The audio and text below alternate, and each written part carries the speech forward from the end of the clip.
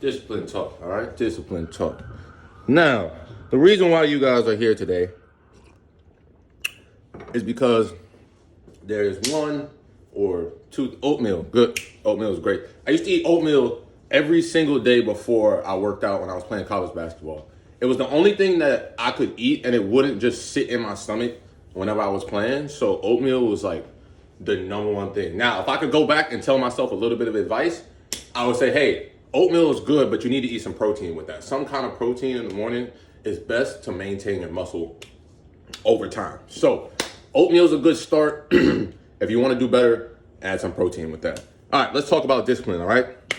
Now, when it comes to discipline, I don't know if you got a DM from me in the last 6 months, but I have been reaching out. I have been talking to my followers, asking questions from you guys, just figuring out, hey, what is holding you back? What is your biggest obstacle when it comes to your fitness routine? And in the past, I may have thought it was exercise selection, what to do in the gym, maybe even what to eat. But then I saw it. It was a bigger issue, right? An overarching issue that would solve everything else. And that was discipline. That was being able to do what you said you were going to do. Not now, not when the motivation is here, but when your motivation is low, right? And I saw that people were going at it wrong. They were going at it all kinds of wrong and then frustrating themselves when they couldn't get over that hump. And I'm like, okay, you're using too much willpower. I don't use that much willpower when it comes to maintaining my fitness routine. And if you ask any trainer, any coach out there, they're not going to tell you, hey, I have this insane level of willpower. No, we're humans just like you. What we've done is crafted our environment and our support system around us to actually help us reach our goals, to help us maintain our goals. And what happens with people when they want to enter a fitness journey is they want to change one thing, right? They want to say, hey, I'm doing this thing, I'm starting this journey, but everything else in life is going to stay the same. And I'm not going to tell anybody else about it.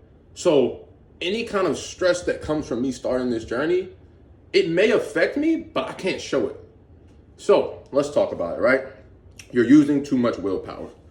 Whenever you find an obstacle in your fitness journey, maybe it's like, I know what I need to eat, but I just can't do it. It's not that you don't have the willpower to do it. It's that there's something else in your life that is better for you to do. That is the more novel thing for you to do, the newer thing in your life. So what we're talking about is, it's not that you can't do it. There's something more fun for you to do. I was on a call with somebody the other day, and we were talking about what stops him from going to the gym after work, right? And he said, well, it's kind of far and it's kind of out of my way. And I had to stop him and I said, well, that's right. I said, well, what do you do instead? He said, well, the bar is closer. And if I had a stressful day, I'm usually just gonna stop at the bar. He's not gonna get drunk, but he said, I'd rather just have a quick drink on the way home or just have a quick drink and then go home. And I'm like, well, that's valid. If the gym is 30 minutes away and the bar is 10 minutes away, your brain, when the motivation is low, when you don't have that end goal in your mind, you're going to go to that bar. You're going to stop. You're not going to go to that end goal. You're not going to go to the harder version. All right. So if we're looking at discipline, it really is about focus. It really is about eliminating the options outside of what you need to do. Now, let's take an example from Apple, right? And I'm getting a call there. Let's take an example from Apple, right? And are we good here? Yeah. Let's take an example from Apple. And I was reading a book about Steve Jobs and about how he left the company, how Apple, which is $1 trillion company today, was about to go under at one point, right? They were 11 billion up in revenue and they were about to go under. And let's talk why. At one point, they were about to go into bankruptcy and they had 350 products, 350 things they were focused on, 350 options that they could choose from, right? Now, the revenue was about 11 billion a year and they were about to go through bankruptcy. Steve Jobs comes in and says, hey, we're eliminating over 90% of these products. They cut that thing down to 11 products, right? And now we see where Apple is today. And you're thinking about what happened between 350 products and 11. And it's a focus thing. You get better at the things you focus on, and that comes from elimination. So let's go for the next point. Removing friction from your life, right? Friction is the things that you can do in your life that you know you don't need to do. These are the things that, let's talk about our example we just talked about. The bar that's in the way of the gym, right? So how do you fix that scenario? The gym is 30 minutes away. The bar you like to go to is 10 minutes away.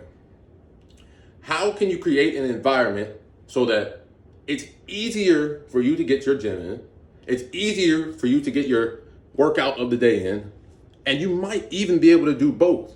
Now, what does that mean? Maybe it may be a 10 to 20 minute workout circuit in your office before you even leave, right? So now you're stacking that habit with your job. You know, before I even leave, I've got it in. Maybe it's before you even go to work, there's something that you do at home. So you're no longer waiting for the end of the day when your motivation is low, when stress may be high, to have to make that decision. You're removing that friction, right? Now, I'll give you an example about me, right?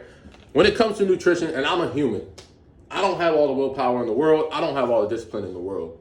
If it comes to cookies, my thing is, if you put them in front of me, I'm going to eat all of them. So when I used to come down to Navy Yard, I don't know if you guys know where I live, but I live in a part of the city where I did not live before. And so I used to train a lot of clients down here, right? Before I moved down here, I would train a lot of clients in this area. And so I would need places to hang out whenever I would be in between clients. And so I took a liking to Whole Foods. I would be in there every day. I'd be at the hot bar. I know you guys remember posting my stories. I'd be in the hot bar. But there was a cookie bar in the back that I didn't really post about on my story, but it was my weakness. And I was like, hey, if I go in here, I'm gonna eat a cookie. And so when it comes to nutrition side, right? How could I have removed the friction, right, in my head, the discipline that I'm adding into my life by removing the friction of going to that cookie bar? Now, I'll tell you, I've been to that Whole Foods maybe twice in the last 6 months, and that is the reason why I haven't been eating those cookies. It's not the fact that I go and I'm looking past that thing, I'm like, oh, I can't do it today. No, I removed the friction of even going, right? I don't put the temptation in my mind. I don't bring the cookies in my house so that I don't have to make that decision when my motivation is low and my stress level is high. Let's give you a fitness example, right? And this is a little bit of my background story, how I became a trainer, how I even got into full-time training. I was living in Fresno. I was playing college basketball.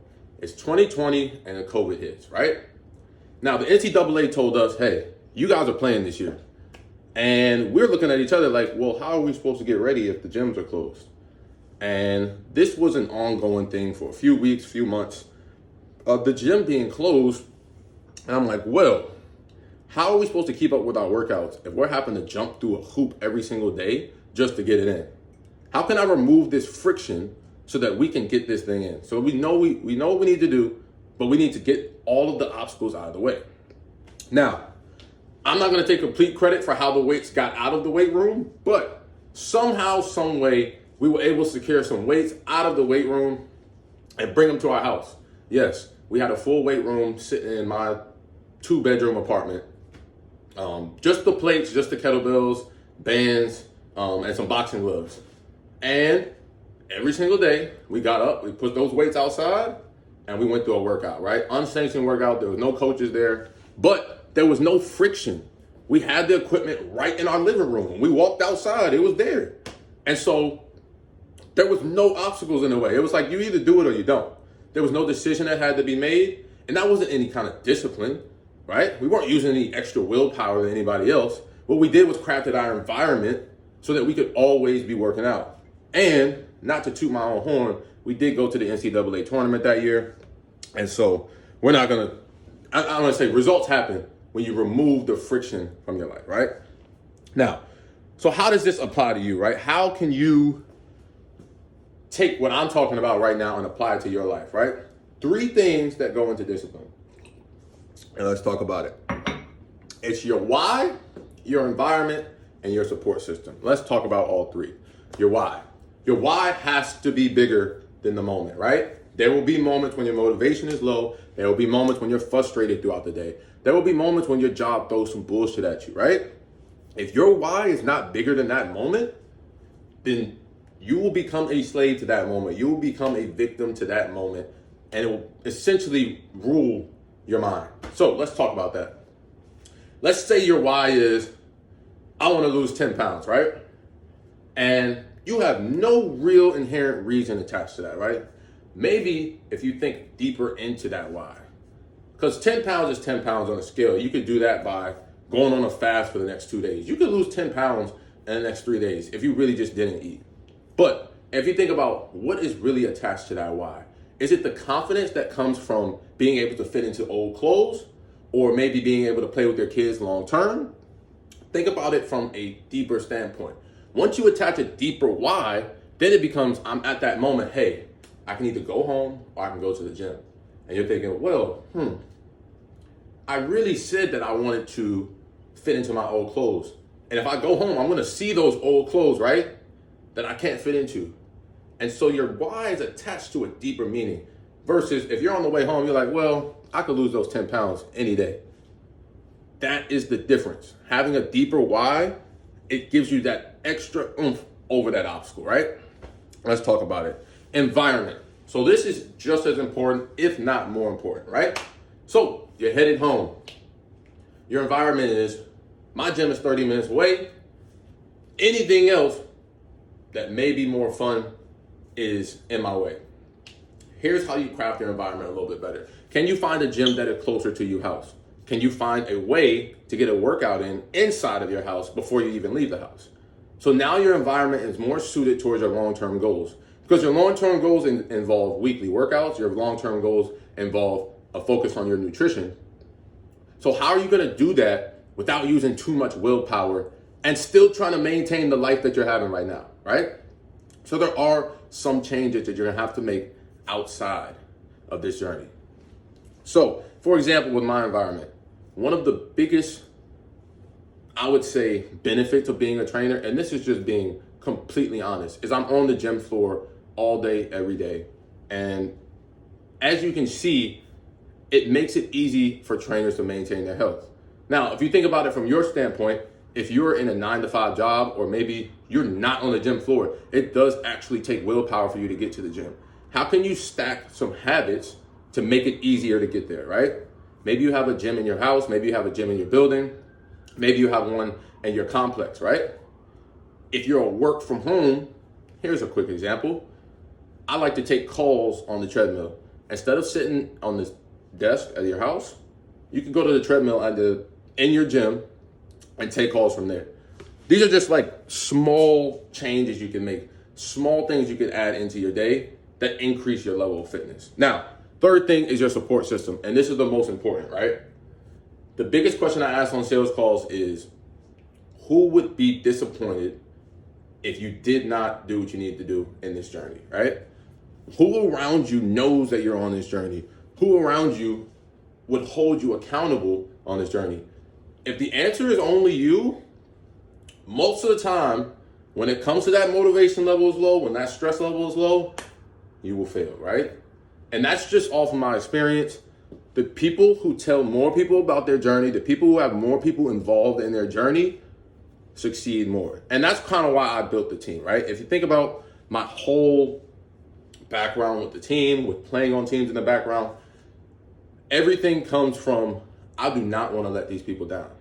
And so a lot of times we're more afraid to let other people down than we are to let ourselves down.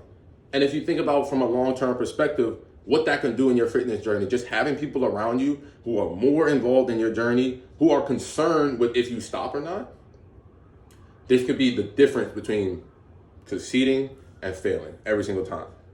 So let's think about the next thing. What are the 3 questions you could ask yourself over the next few weeks? How you determine your why? How can you craft your environment, right? So first question, how can you determine a deeper why, bigger than any number goal, bigger than even any aesthetic goal? If your goal is to get a 6-pack, ask yourself what comes with getting a 6-pack.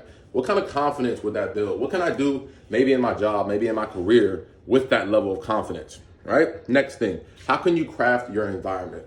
How can you better craft your environment to suit your long-term goals, right? If you know you need to get 3 workouts in a week, maybe you should find a gym that's within 5 to 10 minutes of your house, so it never really feels like a hurdle to get there, all right? Last thing, who can you tell about on this journey? If you have a spouse or a partner or somebody that is living with you that doesn't know you're really going at this full speed, that's a good place to start. I would caution away from the friend that's always supportive, right? I would say find the friend that will look you in the eye and objectively say, hey, you are on your bullshit right now. You are bullshitting right now. So find that friend that will be objective with you.